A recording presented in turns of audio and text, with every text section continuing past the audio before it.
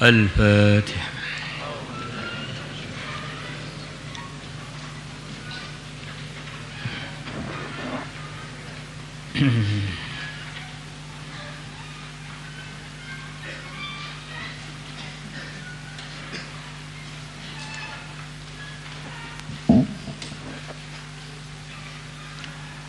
بسم الله الرحمن الرحيم. وقال تعالى, dan Allah Ta'ala telah berfirman. Allah menyebut-nyebut sifatnya orang-orang beriman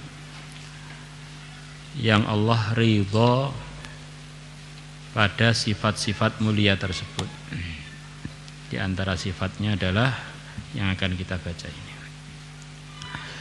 Ya khafuna, mereka takut, yauman, akan datangnya hari,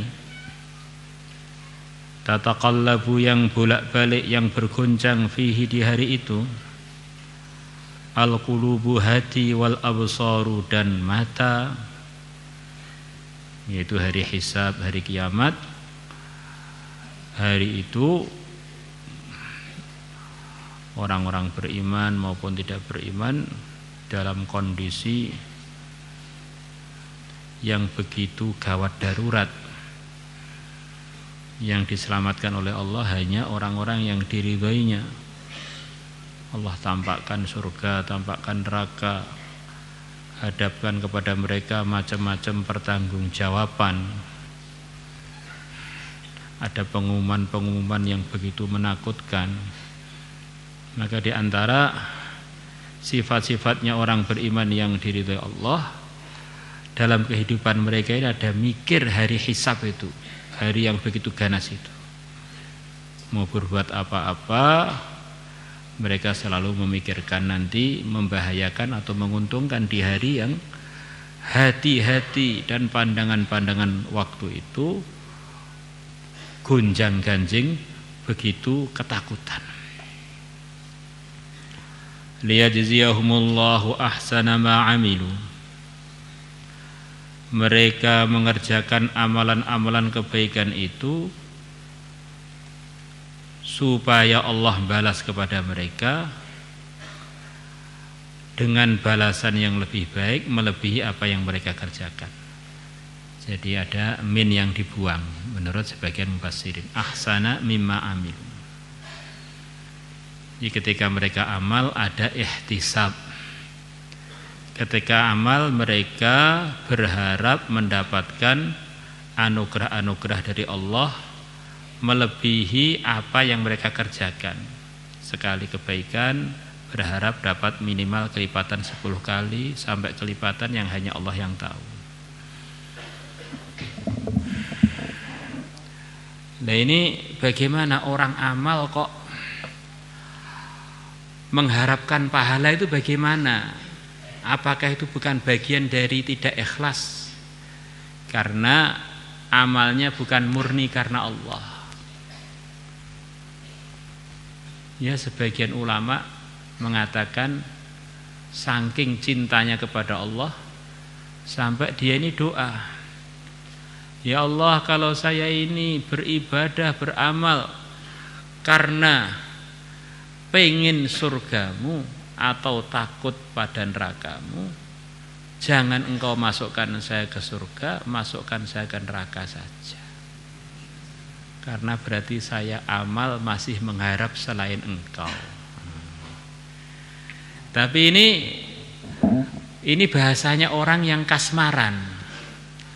Orang tuh kalau kasmaran bahasanya itu tidak bisa jadi panutan, karena bahasanya orang yang cinta, seperti yang dinukilkan dari Robiah Hadawiyah dan yang lain-lain, pecinta-pecinta yang sampai gandrung. Seperti orang begitu cinta pada istrinya, dia bilang kamu itu lebih cantik dari bidadari. Kan itu pret, maksudnya itu kan embel aja, itu enggak nyata kan itu. Tapi bahasanya cinta itu begitu itu. Maka sebagian ulama yang hati-hati di sini pembahasannya panjang. Yang ngiming-ngimingi pahala itu kan Allah.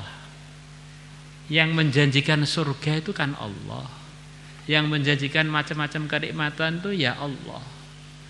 Maka menurut saya tidak sopan orang diiming-imingi oleh Allah terus kemudian gak pengen. Ditakut-takuti oleh Allah gak takut. Itu namanya kurang adab, bahkan tidak adab. Ditakut-takutin neraka gak takut, masukkan aja ke neraka. Kecuali orang kasmaran memang baru mukallaf kan ya. Diiming-imingi surga, saya gak pengen surga, pengen Allah saja. Maka grup yang kedua ini mengatakan adabnya orang beriman itu memang ihtisab. Setiap amal sebagaimana yang dijanjikan Allah itu apa, itu berarti Allah ridho dan seneng kalau hambanya pengen pada perkara yang diiming-imingkan kepada dia. Maka Nabi bersabda, man qoma ramadhana imanan wahtisaban. Barang siapa menghidupkan malamnya Ramadan dengan amalan-amalan kebaikan, dia menghidupkan tadi karena dorongan iman dan karena pengen anugerah Allah yang telah dijanjikan. Ghufira lahu ma taqaddama min dzambi. Terus kita ikut siapa, Pak? Ya, dua-duanya sih boleh dijadikan pertimbangan. Yang tidak boleh itu kita hidup tanpa pertimbangan. Hidup ngawur gak mikir, pokoknya aku ngene iki ya ngene iki, lah itu yang gak boleh. Nah, grup kedua pengen hati-hati, grup pertama memang bahasanya orang gandrung. Memang orang itu harus gandrung dengan Allah, seharusnya sampai melupakan ke orang itu kalau sudah cinta beneran kan melupakan apapun, melupakan harga apapun, melupakan yang menarik apapun, pokoknya hanya si dia saja pokoknya. Koes dunia dengan segala isinya, dengan Laila, kamu pilih mana? Kamu ngomong apa? Debu yang nempel di serandalnya Laila itu lebih mahal menurutku melebihi dunia dengan segala isinya. Ini bahasanya orang gandrung ya.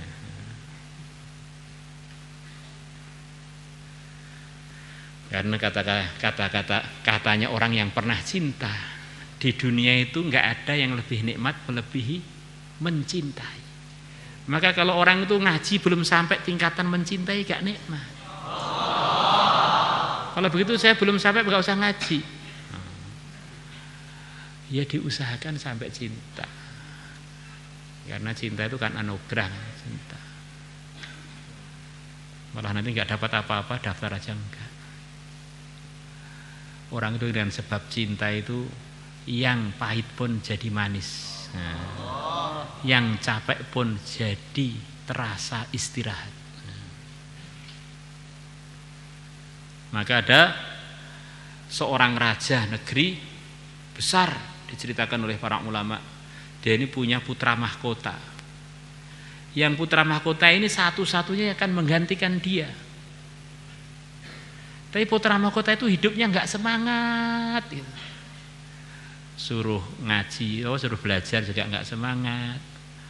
Suruh dididik tata negara juga nggak semangat.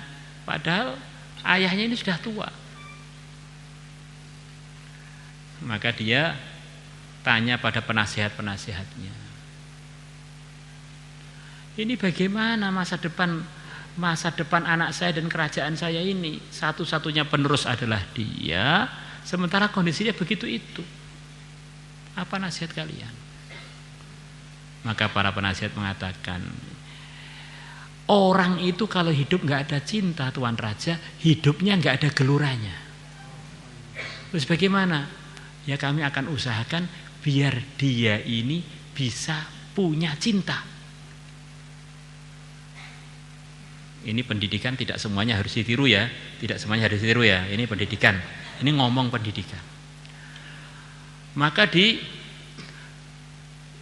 daerah situ ada wanita yang begitu cantik, yang sangat cantik, yang tercantik di negeri itu. Tapi anaknya raja ini ya tidak kenal dan tidak tertarik, pas nggak tertarik hidupnya itu nggak tertarik plus dengan apa-apa nggak tertarik.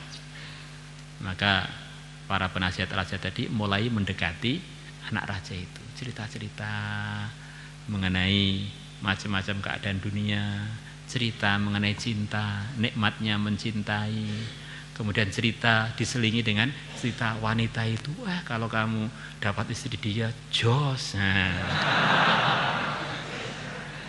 Akhirnya lama-lama kan setiap orang normal itu kan ada rasa cinta. Akhirnya tertarik, seperti apa sih, mulai penasaran.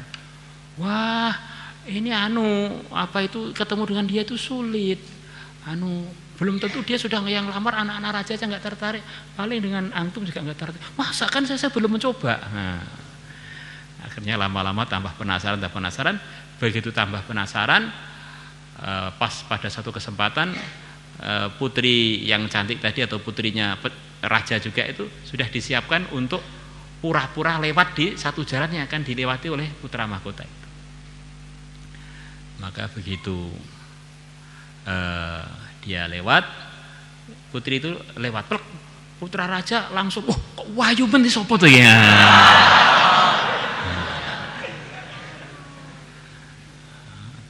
Terus putri tadi nggak patek gubris dengan putra raja itu langsung pergi.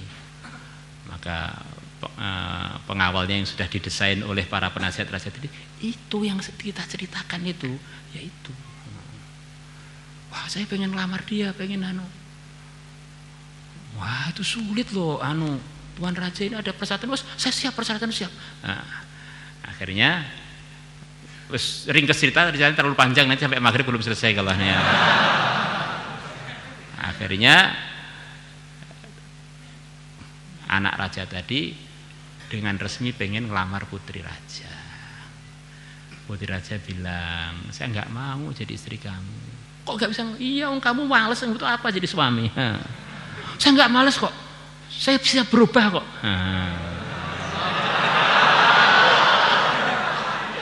Saya tidak perlu gombalmu, saya perlu bukti darimu.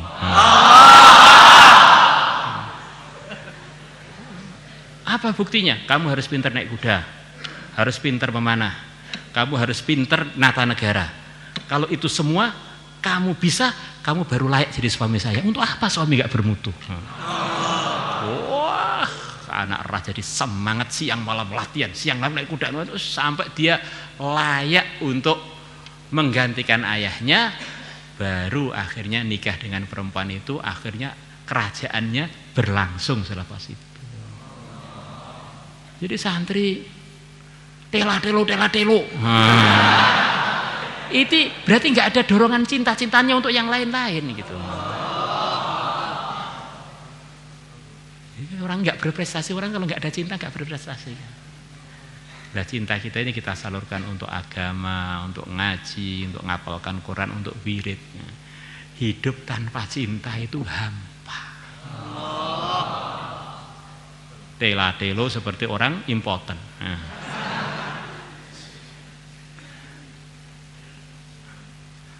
Ngantuk atas bawah. La ilaha illallah.